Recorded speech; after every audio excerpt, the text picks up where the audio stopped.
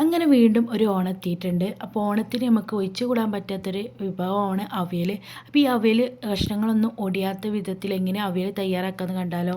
ഞാൻ ഇവിടെ മൺചട്ടിയിലാണ് കേട്ടോ അവിയൽ തയ്യാറാക്കുന്നത്. അപ്പോൾ ഇതാ മൺചട്ടി കഴുകി വൃത്തിയാക്കി കൊടുന്ന് വെച്ചിട്ടുണ്ട്. പിന്നെ ഇതാ നീളത്തിലരിഞ്ഞ നമ്മളെ പച്ചക്കറികളെല്ലാം ഉണ്ട്. ക്യാരറ്റ് ആയാലും എല്ലാ ഐറ്റംസും പച്ചക്കറികൾ ഞാനിതാ നീളത്തിലരിഞ്ഞിട്ടുണ്ട്. ഇനി ഇതിലോട്ട് ഞാൻ കരിവേപ്പിൻ്റെ ഇല ചേർത്ത് കൊടുക്കുന്നുണ്ട്. ഇനി ഇതിലോട്ട് ഒരു പച്ചമുളക്, ഒരു സ്പൂൺ മഞ്ഞൾപ്പൊടി, ലേശം ഉപ്പ്, പച്ചക്കറിയൊക്കെ ഒടിയാതെക്കാൻ വേണ്ടിയിട്ട് ഞാൻ ഇതിലോട്ട് നാരങ്ങയുടെ നീര് ഒഴിക്കുന്നുണ്ട്. ഒരു നാരങ്ങയുടെ നീരാട്ടോ ഒഴിച്ച് കൊടുക്കുന്നത്. അപ്പോൾ നാരങ്ങയുടെ നീരും കൂടി ഒഴിച്ച് കൊടുത്തിട്ട് അര ഗ്ലാസ് വെള്ളമേ ഞാൻ ഒഴിച്ച് കൊടുക്കുന്നുള്ളൂ. അപ്പോൾ വെള്ളം കൂടി പോകാതെ നോക്കണം കേട്ടോ. വെള്ളം അര ഗ്ലാസ് വെള്ളം പാർന്ന് കൊടുത്താൽ മതി പച്ചക്കറിയിലോട്ട്. അപ്പോൾ ഇത് നന്നായിട്ടൊന്ന് മിക്സ് ചെയ്തെടുക്കുന്നുണ്ട് സ്പൂൺ വെച്ചിട്ട്. ഇനി ഇതൊന്ന് അടുപ്പത്ത് വെച്ചിട്ട് ഞാനിതാ ഒന്ന് വേവിച്ചെടുക്കണം പച്ചക്കറിയെല്ലാം. അങ്ങനെ ഞാനിതാ മൂടി വെച്ചിട്ട് ഇതൊന്ന് വേവിച്ചെടുക്കുന്നുണ്ട്.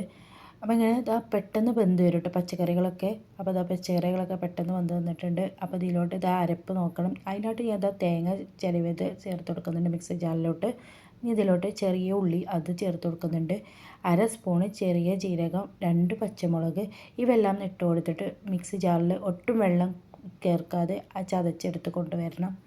അങ്ങനെ അരപ്പ് റെഡി ആയിട്ടുണ്ട്. ഈ അരപ്പ് നമുക്ക് ഈ പച്ചക്കറിയിലോട്ട് ചേർത്ത് കൊടുക്കാം. ചതച്ചെടുത്തിട്ടുള്ളൂ കേട്ടോ, ജസ്റ്റ് ഒന്ന് ചതച്ചെടുത്തിട്ടുണ്ട്. അപ്പോൾ ഇതാ ഈ അരപ്പെല്ലാം ഇതൊന്ന് ഫുള്ളായിട്ട് ചേർത്ത് കൊടുക്കുന്നുണ്ട്. അപ്പോൾ ഞാൻ ഇവിടെ 2 സ്പൂണ് തൈര് ചേർത്ത് കൊടുക്കുന്നുണ്ട്. അപ്പോൾ പുളിയില്ലാത്ത തൈരാണ്. അപ്പോൾ അതും കൂടി ചേർത്തെടുത്ത് ഒന്ന് മിക്സ് ചെയ്തെടുക്കാം. ഒന്നിത് തീ ഒന്ന് കത്തിച്ചിട്ട് ഒന്നൊന്ന് വേവിച്ചെടുക്കാം ഒന്നും കൂടി.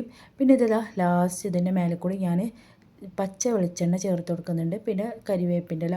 അപ്പോൾ അതാ ഇത്രയേ ഉള്ളൂ. നമ്മൾ അവിയൽ പെട്ടെന്ന് തയ്യാറാക്കുന്നുള്ളൂ. അപ്പോൾ എല്ലാവർക്കും പുതിയൊരു കുക്കിംഗ് വീഡിയോയുമായി വീണ്ടും വരാം. അപ്പോൾ ഓക്കെ ബൈ. അപ്പോൾ എല്ലാവരും ഓണത്തിനൊന്ന് ഉണ്ടാക്കി നോക്കൂ കേട്ടോ. അപ്പോൾ എല്ലാവരും എൻ്റെ ചാനൽ സബ്സ്ക്രൈബ് ചെയ്യാതെ കാണുന്നെങ്കിൽ എല്ലാവരും ഒന്ന് പോയി സബ്സ്ക്രൈബ് ചെയ്യുക, ലൈക്ക് ചെയ്യുക, എല്ലാവർക്കും ഷെയർ ചെയ്ത് കൊടുക്കുക. അപ്പോൾ ഓക്കെ ബൈ, താങ്ക് യു.